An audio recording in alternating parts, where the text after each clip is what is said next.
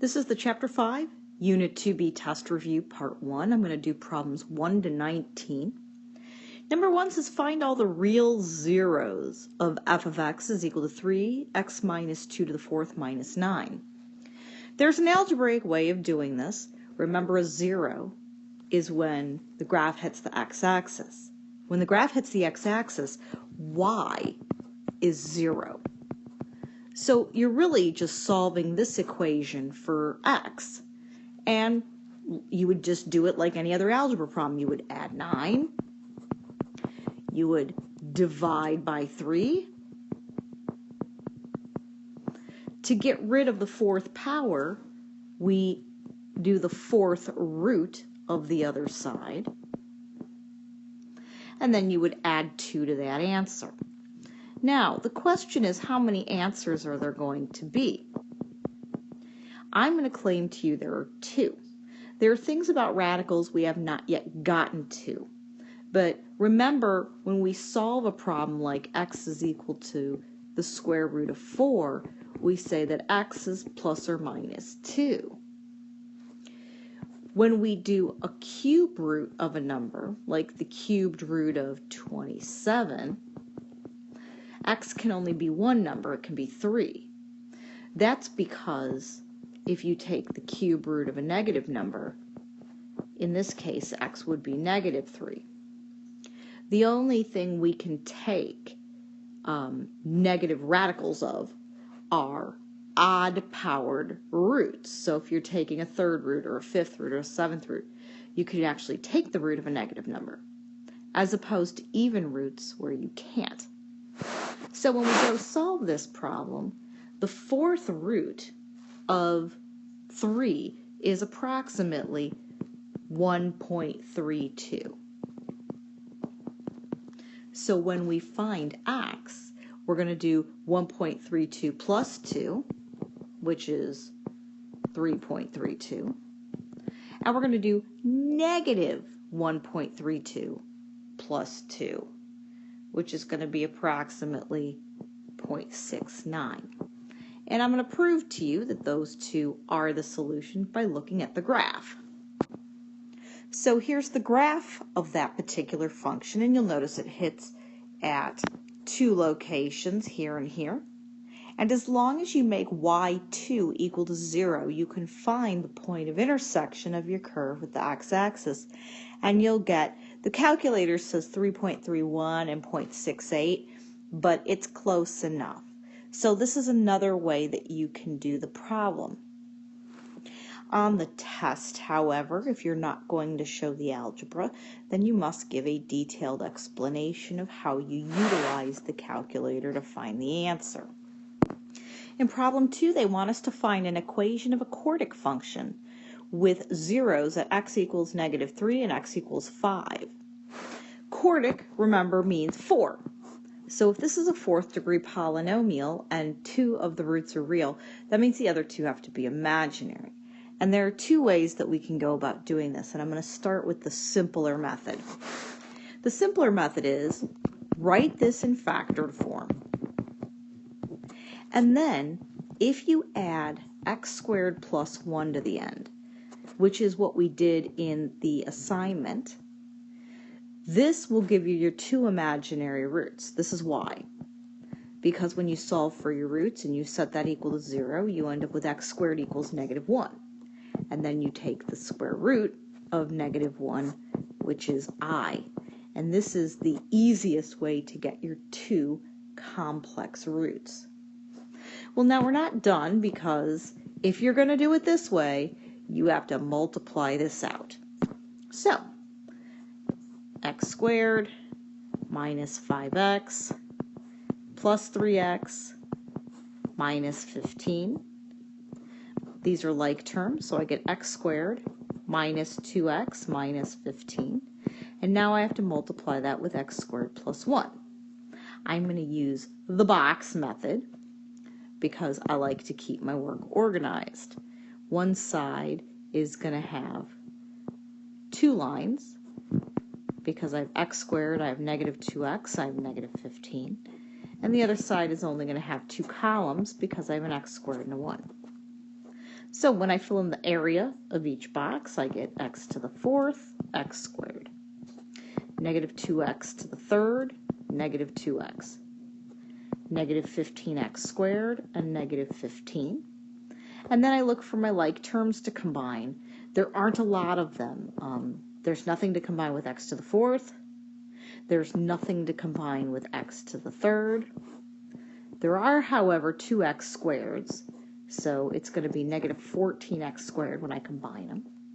There's a negative 2x and a negative 15.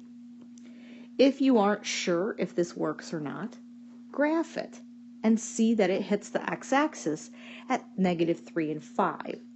And since it's a fourth degree polynomial and it only hits the x-axis twice, the other two roots must be imaginary.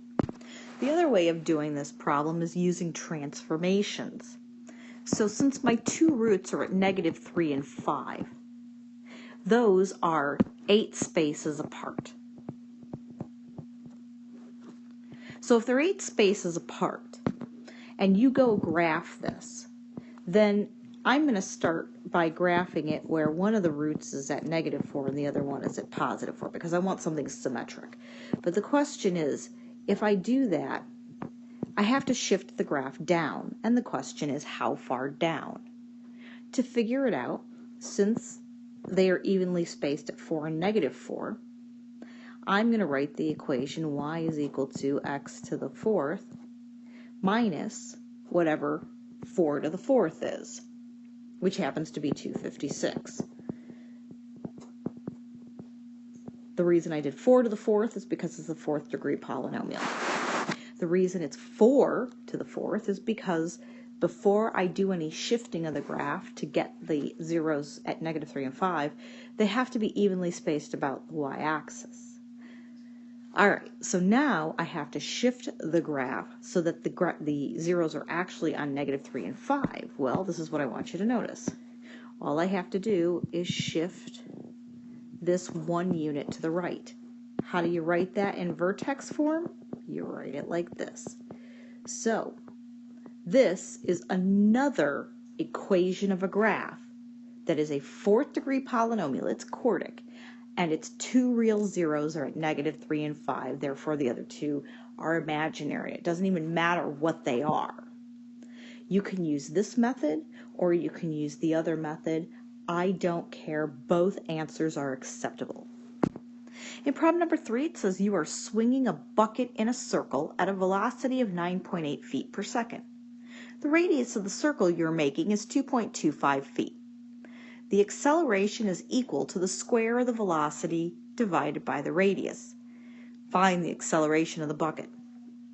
There's a sentence in this paragraph that tells you the equation to write.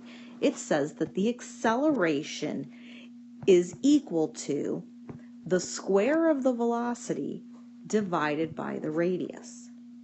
And there is our formula for finding the acceleration.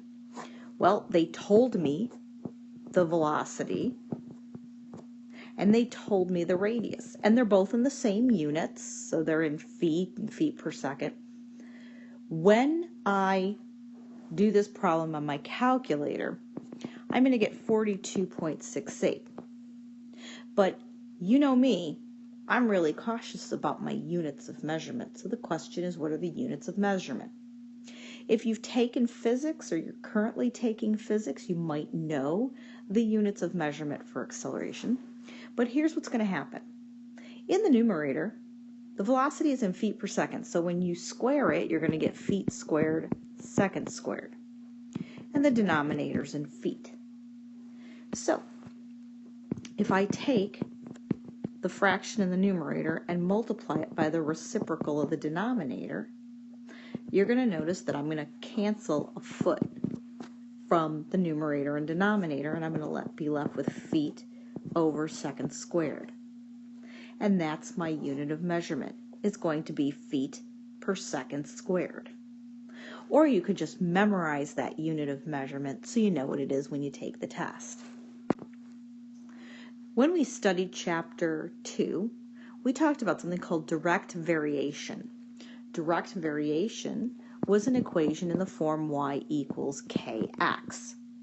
We had a proportion that we could use to solve direct variation problems, and it was x1 over y1 is equal to x2 over y2. We're going to do something similar in problem 4, but you have to watch what they tell you about the dimensions. So the number of sausage pieces that Kim puts on a pizza varies directly as the square of the diameter of the pizza. So in this particular problem, y is equal to some constant times the square of the diameter. Well, I used x here, so I should probably change the variables to something that makes more sense for the problem. The number of pieces of sausage that you put on the pizza varies directly as the square of the diameter. So we can do one of two things. We can either use this equation, or we can use the direct variation proportion, which would look like this. And I should probably call this sausage 1, diameter 1, sausage 2, diameter 2. So let's use the equation first. I could start with the fact that I know 18 slices of sausage can be placed on a 12-inch diameter pizza. So if I solve this equation for k, I'm going to find out that k is 1/6. So n is going to equal 1/6 times the square of the diameter. So now, if I want to figure out how many pieces of sausage I can put on an 18-inch pizza, I would plug in, oops, this shouldn't be 1/6, sorry about that, it's 1/8. I would plug in 18 for the diameter, and 1/8 times 18 squared is going to be about 40.5. What if I go use instead the proportion? I would do 18 over 12 squared is going to equal to n over 18 squared. And then I would solve that proportion. So I would get 144n is equal to 18 times 18 squared is 5,832. And then when I divide by 144, I get 40.5. So approximately 40 or 41 slices of pepperoni can be placed on this 18-inch diameter pizza. Number 5, what are the coordinates of the vertex of y equals 5x squared minus 6x plus 10? Is it a maximum or a minimum? Since this is a quadratic equation, you should know by looking at A that this is a parabola that opens up. And if it's a parabola that opens up, then the vertex is at a minimum. Algebraically, we can find the value of the minimum, or the vertex, by using the axis of symmetry. Oh no, look, that came back to haunt us again. The axis of symmetry is going to be negative, b is negative 6, over 2a is 5. So I get 6 over 10, which reduces to 3/5, or 0.6. That's the x-coordinate of the vertex. To find the y-coordinate of the vertex, we plug that number back into the original problem. And I'm going to find out that y is 8.2.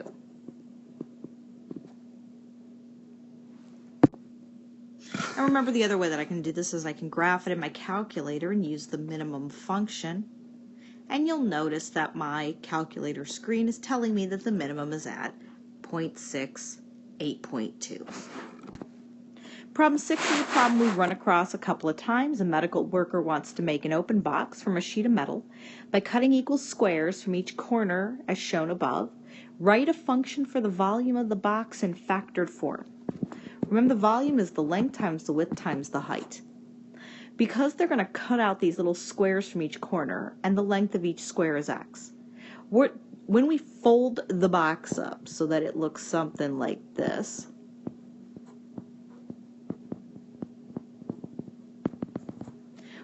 the height of the box is going to end up being, oops, let me make this look nicer. The height of the box is going to be x. And then the length and the width, it doesn't matter which side you pick for length and width. You're taking away x from each side of the box. So if one side of the box is 20, the length when you fold it, you're going to have taken away 2 of the x's. The other side of the box is 25, so when you take away the 2 sides, you will have taken away 2 x's. So an equation to represent the volume of the box is going to be x times 20 minus 2x times 25 minus 2x. They didn't ask me to find the volume or the maximum value, what value of x to use. They just said write a function, so there's the function. In problem 7, a ball is thrown in the air with a height of h of t is equal to negative 4.9 t squared plus 120 t plus 2. 5 seconds later, another ball is thrown in the air with the exact same motion. What is the equation for the height of the ball for its proper domain if t equals 0 is the start of the throwing of the first ball? If you throw the next ball 5 seconds later, so this would be my first graph, I guess you could say, of the ball being thrown. Remember that the graph with reasonable domain and range doesn't actually go under the x-axis, but it has an upside down parabolic motion. So if instead of starting at t equals 0, we're going to start at t equals 5, the motion of the other ball is going to look like this. It's going to have the same shape, but it's going to have been shifted 5 units to the right. How do we express that in an equation? Well, we do this, don't we? This is how we're going to show that it's been shifted 5 units to the right.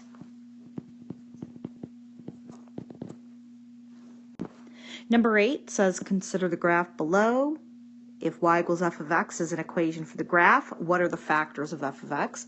Well, all you have to do is determine that the zeros are at negative 2 and 1. So the factors must be x plus 2 and x minus 1. Anytime an equation is written in what looks like vertex form, even if it's not quadratic, we can describe the transformations from the parent function. So if the parent function is y equals x to the 5th, then the transformations are right 2, up 8, and stretched vertically by a factor of 3.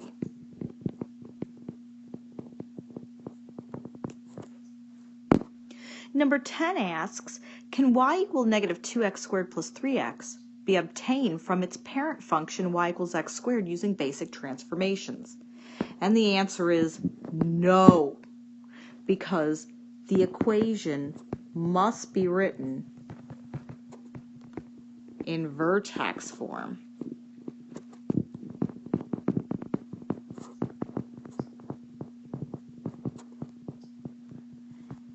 In order to be described by transformations. I'm going to repeat that one more time. In order for an equation to be described using transformations on the parent function, the equation must be written in vertex form. So then in problem 11, we want to know if y equals x minus 2 to the 3rd power minus 5 can be described using transformations if its parent function is y equals x cubed. Yes, it can. It's in vertex form. It's been shifted to the right 2 and down 5.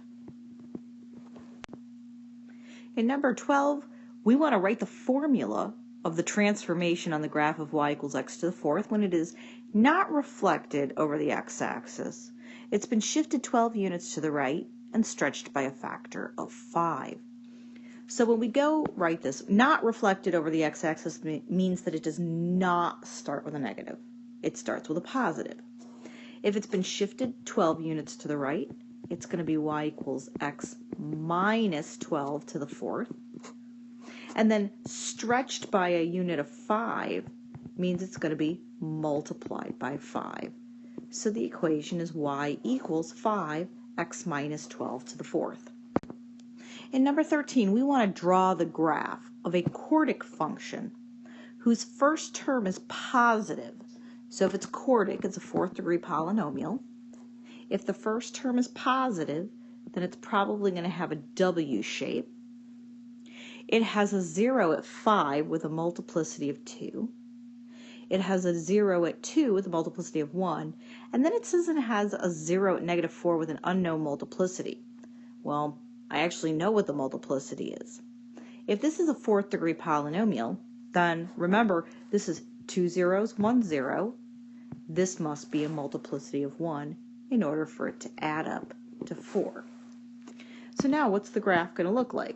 In order to draw myself kind of a quick sketch, which is all I care about, I'm going to put a 0 at 5, 1, 2, 3, 4, 5, remembering that it's going to be a multiplicity 2, which means the graph will bounce off the x-axis at that point. It will not pass through. There's going to be a 0 at 2 and a 0 at negative 4. So, if this graph opens up, it probably looks something like this. There's my W shape. It passes through at negative 4 and 2, and it bounces off at 5. The fundamental theorem of algebra says that the biggest exponent of x in any polynomial tells you the number of roots, including complex and multiplicities, that an equation will have. So in number 15, it must have 5 roots, including complex and multiplicities. In number 16, they want us to solve this equation. As long as you have an equation already written in factored form, you're just going to use the zero product property to solve it. So you set each of the factors equal to 0. Well, you're going to notice real fast that when you solve the first factor for x, you're going to get a negative, and we take the square root of a negative. Don't forget to put your plus or minus sign in front of the radical. Since it's imaginary, we're going to put the I in front.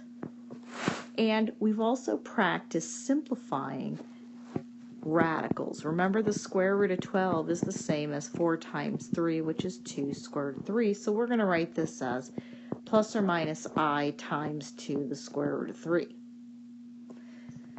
The second one, when I go to solve for x, notice that I'm adding 5, so I'm not taking the square root of a negative, therefore it's not imaginary. These two answers are real. So there are 4 roots, which makes sense because that's what I should get. 2 of them are real, 2 of them are imaginary. I'm going to show you 2 different ways of attacking this problem. One of the methods I'm going to use does not always work, so the first method is almost always the better one to use. In order to solve for all the zeros of this cubic function, first, graph it in your calculator and determine any real zeros. When you graph it, you'll see the graph hits at x equals 6. That means the other 2 roots must be imaginary. So how do I find those imaginary roots?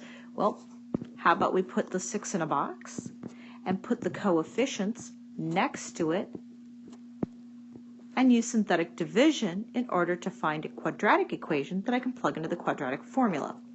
So drop the 1, multiply, add, multiply, add, multiply, and if you did it correctly, since 6 was a 0, the remainder better be 0. So now the quotient is 1 power less than the original problem, so it's 1x squared plus 0x plus 3. Instead of using the quadratic formula when b is 0, it's actually easier to just solve the problem like this, and you're less likely to make a mistake. And you find out that the imaginary roots are plus or minus the square root of 3i. However, if you decide you want to use the quadratic formula, remember b is 0, so x equals negative b plus or minus the square root of b squared minus 4ac all over 2a. The problem you're going to run into is you need to make sure you completely simplify this radical. You're going to get the square root of 12, negative 12, under the radical. It's going to be I the square root of 12 over 2, which is not the square root of 6. You cannot divide 12 by 2. You have to simplify the square root of 12, which is 2 the square root of 3, and now you can divide by 2, and look, there's my I square root of 3. There's another way we could have done the problem. This particular problem, you could have factored by grouping, where you could have grouped the first two terms together and the next two terms together, and then you could have taken out the greatest common factor, and then you would have had the factored form, and then you could have set both the factors equal to 0 to solve, and you would have gotten the same answer. Due to a time constraint, I had originally said this is going to be 1 to 17 or 1 to 19. I'm going to make this 1 to 17 and end the video here. Part 2 is in another video.